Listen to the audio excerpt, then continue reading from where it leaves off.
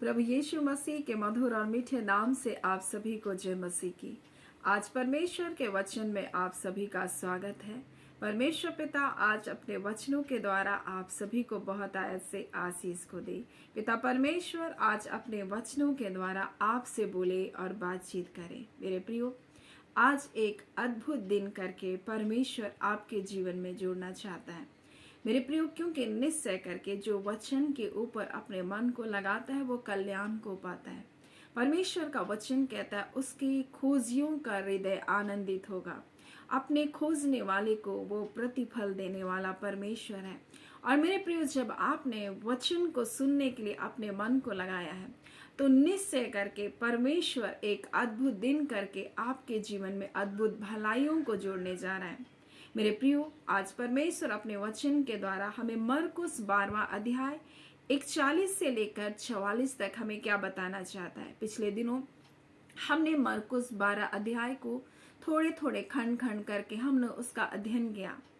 और जब हम इस 12वें अध्याय के अंतिम भाग में जब पहुंचे हैं तब यहाँ कंगाल विधवा के दान के विषय में यीशु मसीह बता रहा है। और इस प्रकार से लिखा है, वह मंदिर के भंडार के सामने बैठकर देख रहा था कि लोग मंदिर के भंडार में किस प्रकार से पैसे डालते हैं। और यीशु मसीह यहाँ बहुत सारी बातों से होकर गुजरा।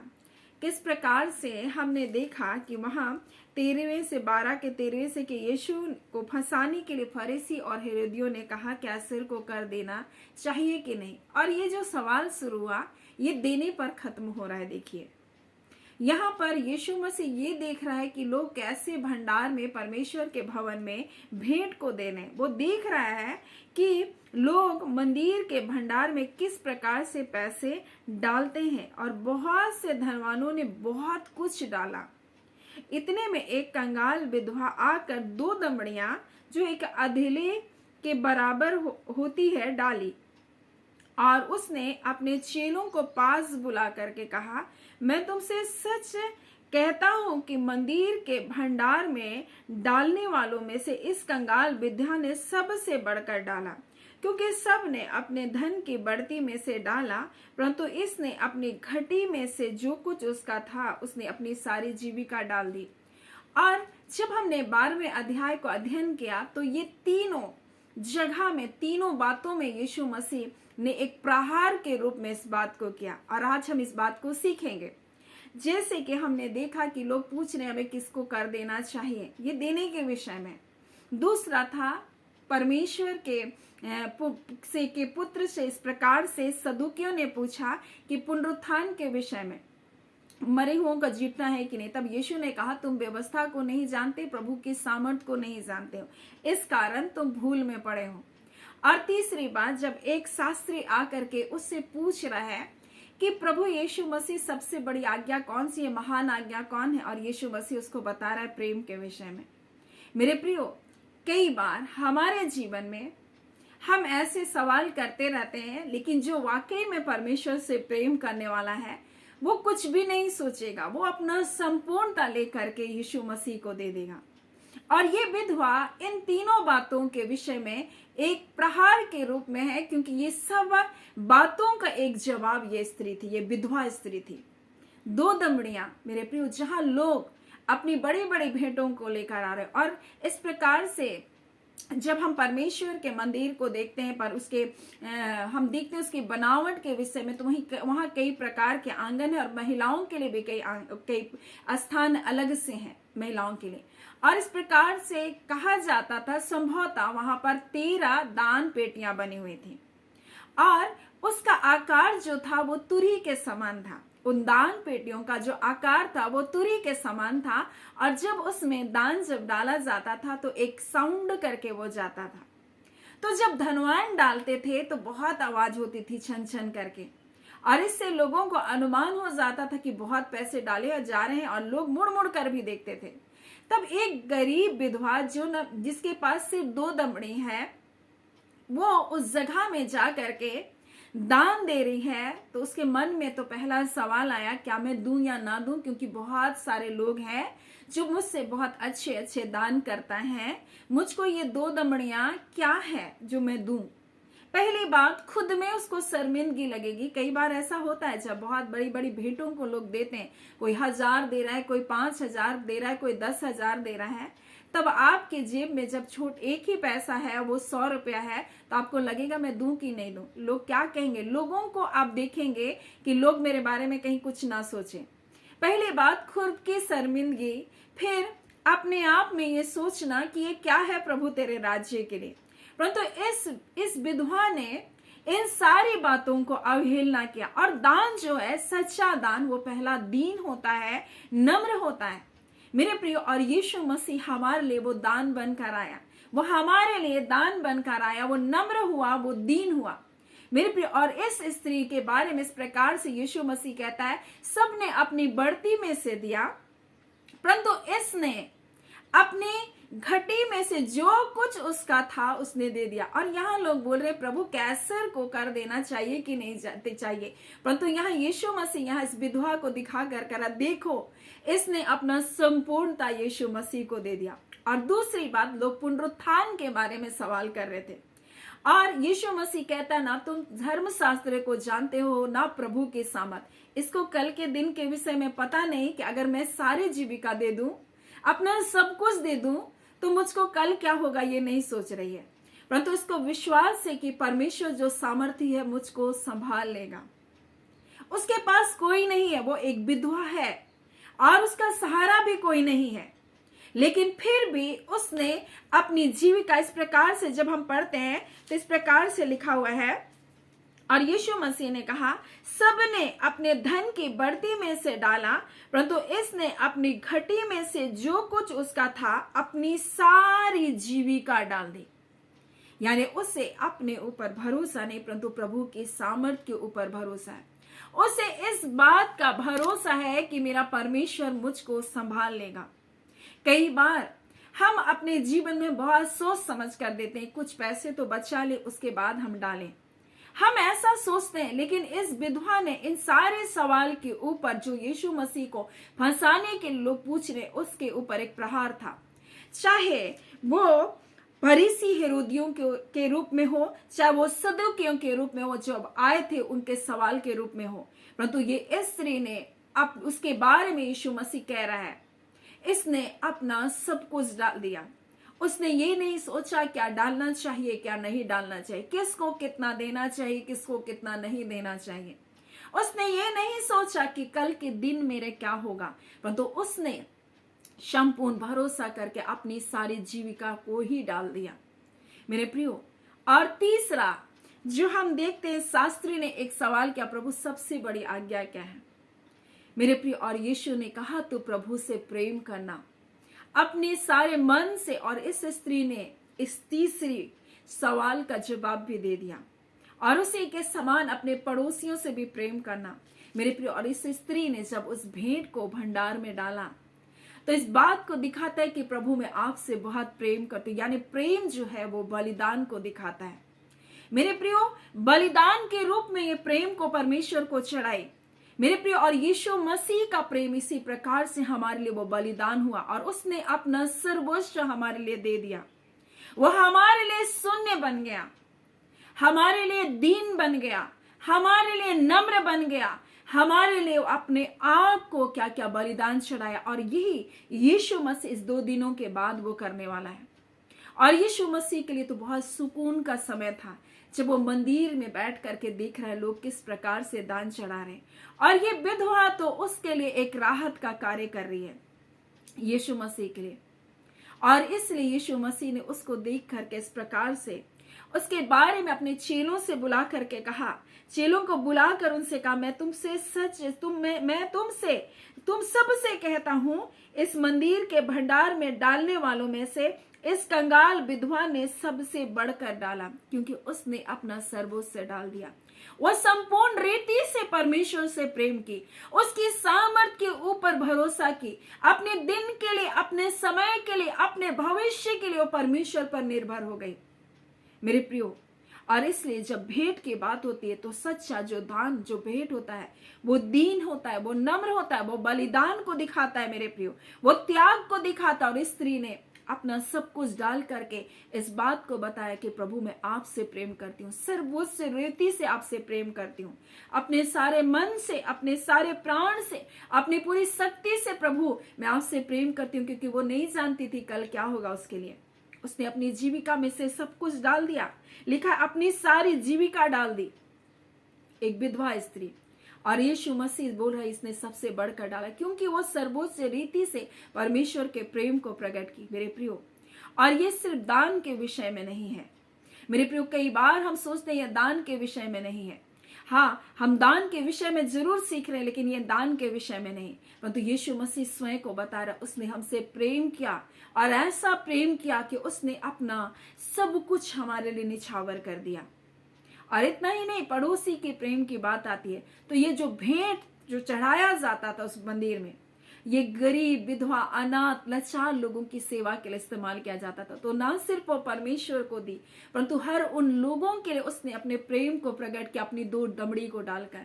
उसने उस बात की चिंता नहीं की मेरी छोटी सी जो दमड़ी जाएगी, उसकी आवाज को सुनकर लोग ना जाने कैसे मुझे तुच्छ से देखेंगे, ना जाने मुझे कैसे निकृष्ट दृष्टि से देखेंगे, न जाने लोग मेरे बारे में क्या कहेंगे। उसने किसी बात के बारे में नहीं सोचा मेरे प्रियो। आज उसी प्रकार से जो परमेश्वर से प्रेम करते हैं, वो किसी भी बात को नहीं सोचते कि लोग मेरे बारे में क्या सोचेंगे। उसकी नजर सिर्फ परमेश्वर पर होती है कि वो परमेश्वर को प्रसन्न करना चाहते हैं मेरे प्रियो।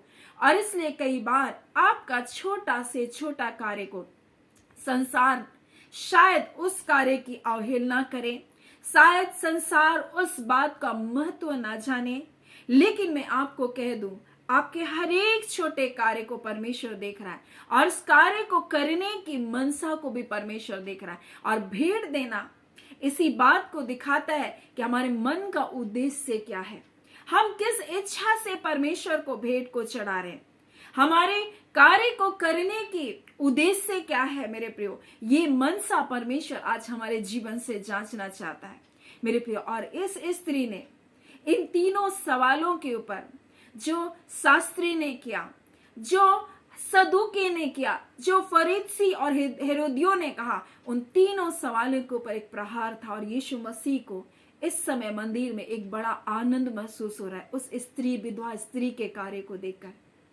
क्योंकि ये स्त्री एक कार्य को प्रकट कर रही अपने जीवन से कि परमेश्वर मैं आपसे प्रेम करती हूँ। उसने ये नहीं सोचा मुझे क्या रखना चाहिए और क्या देना चाहिए, मुझे कितना बचाना चाहिए और मुझको कितना देना चाहिए।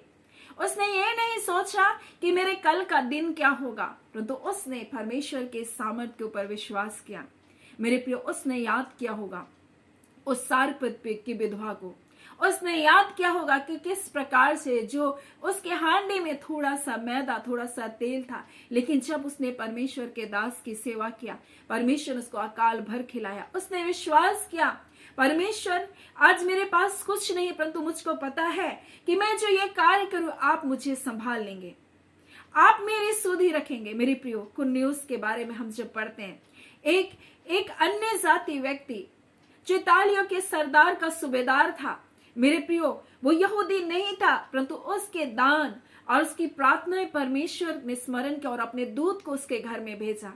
उसका उद्देश्य ये था कि प्रभु मैं आपके कार्य को करूं, मैं आपकी सेवा करूं। और उसका उद्देश्य परमेश्वर हम कितना दे रहे हैं, क्या दे रहे हैं, कैसे दे रहे हैं महत्वपूर्ण नहीं, परंतु हम किस मन से परमेश्वर को दे रहे हैं महत्वपूर्ण है। हम किस उद्देश्य से परमेश्वर के कार्य के लिए कर रहे हैं। कुछ लोग अपने भेंट को भेजते हैं और कहते हैं कि मेरे लिए फोन में आप प्रार्थना कीजिए, आपको प्रार्थना करना ही पड़ेगा, आपको ऐसा करना पड़ेगा। उसका उद्देश्य क्या है कि मुझको चंगाई मिल जाए, मुझको ये हो जाए मेरे लिए। ऐसा लोग दबाव देते हैं मेरे प्रियो। और लोग भेंट देने के पीछे एक उनका उद्देश्य है कि मेरे जीवन में ये हो जाए, वो हो जाए। लेकिन इस स्त्री का क्या उद्देश्य था? नहीं, वो सिर्फ परमेश्वर को भेंट देकर उसकी महिमा करना चाहती थी। वो चाहती थी कि परमेश्वर मैं अपना सर्वोच्च से तुझ पर निछावर करती हूँ, मैं जानती हूँ प्रभु तो सामर्थी और मुझको तो संभाल लेगा, मुझको तो बचा लेगा हर संकट से। मेरे प्रियो, आज ये गरीब विधवा उन जिसके बारे में 3 लोगों के बारे में, 3 झुंडों के बारे में एक प्रहार है। आज कुछ लोग ऐसा ही सोचते हैं, वो 3 झुंड तीन मानसिकता को प्रकट करता है मेरे प्रियो। और उसी प्रकार से आज हम भी अपने जीवन में उन मानसिकताओं से होकर गुजरते हैं। प्रभु से हम कहते हैं प्रभु कि हमें कैसा प्रेम करना है। ये शास्त्री जान गया कि प्रभु तो ठीक कहता है, हमें सारे मन से, सारे बुद्धि के साथ, सारी शक्ति से आपसे प्रेम करना चाहिए और उसी के समान अपने पड़ोसी से भी प्रेम रखना चाहिए। यीशु ने कहा तो स्वर्ग राज्य से ज्यादा दूर नहीं है बोल रहे हैं, लेकिन ये स्त्री बिल्कुल स्वर्ग राज्य में प्रवेश की है। ये स्वर्ग राज्य में परमेश्वर के उस महिमा को देखने के लिए वो अपने आप को तैयार कर चुकी है। मेरे प्रियो, कई बार हम इस मानसिकता में होते हैं कि हम प्रभु के बारे में सब कुछ जानते हैं, प्रभु ऐसा है, हमें ऐसा करना चाहिए, ऐसा करना चाहिए, लेकिन मेरे प्रियो हम कभी भी वैसा कार्य को नहीं करते जैसा हमको करना चाहिए, चाहे वो छोटा ही कार्य क्यों ना। और ये स्त्री के बारे में हम एक बात बहुत अच्छे से समझ सकते हैं, जो दान है वो नम्र होता है, जो दान होता है, सच्चा दान, वो दीन होता है। इसने अपने बारे में नहीं सोचा लोग मुझे क्या कहेंगे, लोग मेरे बारे में क्या कहेंगे, मैं 2 दरमड़ी डालूंगी तो लोग क्या कहेंगे। ये सबसे बड़ा सवाल हमारे जीवन में आता है। हम थोड़ा सा दान देंगे तो लोग क्या कहेंगे, हम 20 रुपया देंगे तो क्या कहेंगे, हम 10 रुपया देंगे तो हम क्या कहेंगे लोग। ऐसा लोग क्या करते, संकोच करते हैं। लेकिन ये स्त्री ने जो था, जितना था उसने दे दिया। 2 दमड़ी लेकर के वो आई। लोगों की परवाह नहीं कि लोग मेरे बारे में क्या सोचेंगे, लोग मुझे कैसे जज करेंगे, लेकिन उसने उस भेंट को प्रभु के राज्य के लिए दे दिया। उसने सोचा इस भेंट के द्वारा उन लोगों को, अपने पड़ोसियों के बारे में सोचा जो आज भी दुखी हैं। वो स्वयं विधवा है लेकिन वो दूसरों के बारे में वो सोच रही है। मेरे प्रियो, कई बार हम अपने जीवन में कई दुर्बलताओं से होकर गुजरते हैं, लेकिन जब हम दूसरों के बारे में हम सोचते हैं मेरे प्रियो, जब दूसरों की चिंता जब हम करते हैं, प्रभु हमारी चिंता करता है। जब हम दूसरों के लिए आंसू को बहाते हैं, प्रभु हमारे आंसुओं को पोंछता है। जब हम दूसरों के साथ भलाई के लिए अपने हाथों को बढ़ाते, परमेश्वर हमारी भलाई के बारे में सोचता है। सो आज परमेश्वर पिता इन वचनों के द्वारा हमें बताना चाहता है कि आज हम अपने जीवन से परमेश्वर को किस रीति से महिमा को दे रहे। और यही बात यीशु मसीह ने हमारे किया। जब आप फिलिप्पी 2 अध्याय को पढ़ते तो इस प्रकार से लिखा है, यीशु मसीह हमारे लिए शून्य बन गया, वो मनुष्य की समानता में आ गया और यहाँ तक आज्ञाकारी रहा कि उसने क्रूस का मृत्यु को सह लिया और उसने अपने आप को हमारे लिए दे दिया। और ये देने के विषय में शुरू हुआ और यीशु ने देने के विषय में अंत भी किया मेरे प्रियो। और यीशु मसीह ने कहा, इसने अपनी जीविका में से सब कुछ डाल दिया और यीशु मसीह ने हमारे लिए अपना जीवन निछावर कर दिया, पूरा संपूर्णता जीवन हमारे लिए दे दिया। सो परमेश्वर पिता आज अपने वचनों के द्वारा हम सभी के जीवन को बहुत ऐसे आशीष को दे। हम भी स्वयं के जीवन को जांचें कि क्या हमारा जीवन सचमुच परमेश्वर के लिए ऐसा है। सो परमेश्वर पिता आप सबको अपने वचन के द्वारा बहुत ऐसे आशीष को दे और वचन के अनुसार चलने के लिए आपकी सहायता करे। आमीन। आइए हम प्रार्थना करेंगे। धन्यवाद देते हैं प्यारे अब्बा परमेश्वर, हम प्रभु यीशु के नाम से अब आपके पास आते हैं। हम आपके धन्यवादी हैं खुदान परमेश्वर कि आपने हमें देने के विषय में पिता सिखाया। हाँ खुदान परमेश्वर, देना ये नहीं कि हम कितना और क्या दे रहे हैं परमेश्वर, हम कितनी बढ़ती में से दे रहे हैं, हम कितनी धन संपत्ति को दे रहे हैं, ये नहीं, परंतु पिता हमारा मन कैसा है परमेश्वर प्रभु, हमारा उद्देश्य कैसा है परमेश्वर पिता, हम किस इच्छा से प्रभु दे रहे हैं परमेश्वर पिता, ये मायने रखता है पिता। हाँ खुदान परमेश्वर, क्योंकि इसका संबंध परमेश्वर आपके साथ है, देने का संबंध आपके हृदय के साथ है परमेश्वर पिता। हाँ पिता परमेश्वर, और स्त्री ने आपको संपूर्णता प्रेम किया परमेश्वर। हाँ पिता परमेश्वर प्रभु जी, और संपूर्ण रीति से प्रभु जी अपने आप को आपके सन्मुख निछावर कर दिया प्रभु, आपकी सामर्थ के ऊपर विश्वास किया परमेश्वर पिता, और न सिर्फ आपसे प्रेम किया परंतु प्रभु जी अपने पड़ोसियों के भी से भी प्रेम करके प्रभु इस बात को प्रकट किया कि वो आपसे बहुत प्रेम करती थी प्रभु। और खुदान यीशु, ये आपके लिए एक तसल्ली का समय था, परंतु पिता परमेश्वर उन 3 समूहों के लिए परमेश्वर 3 मानसिकता के ऊपर एक प्रहार भी है खुदान परमेश्वर, जो सोचने पर विवश करता है कहीं हम उन 3 श्रेणियों में तो नहीं है पिता। खुदान परमेश्वर आपका धन्यवाद, आपकी स्तुति करते हैं पिता। सचमुच परमेश्वर आप महान है प्रभु, और महान और अद्भुत कार्य को करने वाले परमेश्वर हैं। आज का दिन जब आपके बच्चों ने आपके वचनों पर अपने मन को लगाया, आपके खोजी हुए परमेश्वर पिता अपने वचन के द्वारा अपने लोगों से बोला और बातचीत किया, आप एक बड़े जय को उनके जीवन में देने जा रहे हैं, क्योंकि उन्होंने अपने ऊपर नहीं परंतु आपके ऊपर अपना भरोसा को रखा है प्रभु। हर बात में परमेश्वर उन्होंने आपको पुकारा है परमेश्वर पिता, आपके ऊपर वह निर्भर हो गए परमेश्वर पिता। आज खुदा परमेश्वर जब उन्होंने आपकी ओर अपने नजरों को उठाया है प्रभु, आपने अपने वचन में कहा जितनों ने आपकी ओर अपने नजरों को उठाया, आप उनमें से किसी के मुख को काला होने नहीं देंगे। और इस वचन के अनुसार प्रभु जी, आप हर एक व्यूअर जो आज आपके समीपता में आए, आप उनके मुख को लज्जित होने नहीं दे रहे प्रभु, परंतु प्रभु आप उनकी नाम धराई को, आप उनके दुखों को, आप उनके समस्याओं को इसी घड़ी उनके जीवन से हटा रहे प्रभु। आपका धन्यवाद। इसी घड़ी बंधन टूट रहे रिबांधा खाला, इसी घड़ी अंधकार की शक्तियां तोड़ी जा रही है प्रभु। इसी घड़ी पिता परमेश्वर हर एक बंधन बंधुआई की सारी आत्माएं खत्म की जा रही है प्रभु। आपका धन्यवाद पिता परमेश्वर। जितने दुष्ट आत्माओं के बंधन में बंधे, आज यीशु के नाम से हम आदेश करते उनके शरीरों को छोड़ो, निकलो और जाओ। यीशु के नाम से मैं आदेश करती हूँ उनके जीवन से हर प्रकार का पैनिक अटैक, हर प्रकार की दुष्टता की सारी शक्तियां यीशु के नाम से इसी घड़ी चलाई जा रही है प्रभु। आपका धन्यवाद पिता। प्रभु पुत्र जिसे स्वतंत्र करे वो सचमुच स्वतंत्र होता है। और यीशु के नाम से आजाद किए जाओ, यीशु के नाम से आजाद किए जा रहे हो, यीशु के नाम से तुमने छुटकारा को पाया। आपका धन्यवाद पिता। आपके लोगों ने एक बड़ी जय को देख रहे प्रभु। आपका धन्यवाद पिता परमेश्वर। अपने जीवन के तमाम परिस्थितियों के ऊपर प्रभु वो बड़ी जय को देखने जा रहे प्रभु। आपका धन्यवाद प्रभु। आपने ऐसा कर दिया अपने लोगों के जीवन में, आपने अद्भुत जय को दे दिया है प्रभु जी। आपका धन्यवाद पिता। सामर्थी खुदान परमेश्वर जितने आपके निकटता में आए, आपके वचन की संगति में आए, उनमें से किसी के मुख को आप काला होने नहीं दे रहे प्रभु। आपका धन्यवाद। सारी आदर महिमा केवल और केवल आपको देते हैं। धन्यवाद के साथ प्रार्थना यीशु के नाम से हम मांगते हैं। दया सुनिए, अनुग्रह से ग्रहण कर लीजिएगा। आमीन। परमेश्वर पिता आप सभी को बहुत ऐसे आशीष को दे। आमीन।